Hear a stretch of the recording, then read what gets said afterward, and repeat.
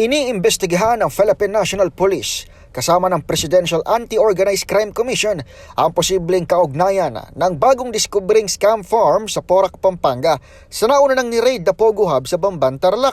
Ayon kay PMT spokesperson, Police Colonel Jean Fajardo, kinakitaan ng koneksyon ng otoridad ang Lucky South 99 na may-ari ng establishmento sa Royal Garden Estate sa Porac at kumpanyang Jun Yuan na siya namang may-ari ng Pogo sa Tarlac. Ginawa ni Fajardo ang pahayag matapos ma-rescue ng otoridad ang 157 kataong karamihan ay Chinese, Vietnamese, Malaysian, Myanmar national at Koreano.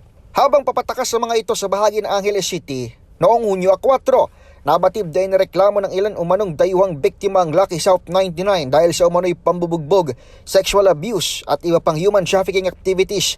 Maliban dito, noong nakaraang taon pa pala binawi ng PAGCOR ang lisensya nito para mag-operate bilang Pogo matapos una ng salakayin ng otoridad noong 2022.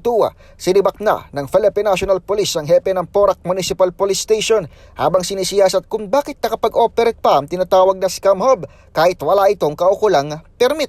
May nakuha pong may mga na-recover po doon ng mga evidence po na mga pwedeng magsabi na itong mga incorporators po ng Lucky South ay kasama po doon sa illegal activities po.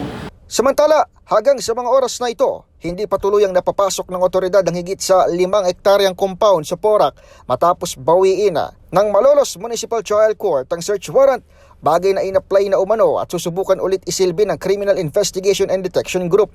Naniniwala ang PNP na maliban sa mga na-rescue sa labas ng compound, may mga nananatili pang dayuhang biktima sa loob ng nabanggit na kumpanya. Para sa MBC TV Network News, ito si Edniel Parrosa. Sama-sama tayo, Pilipino.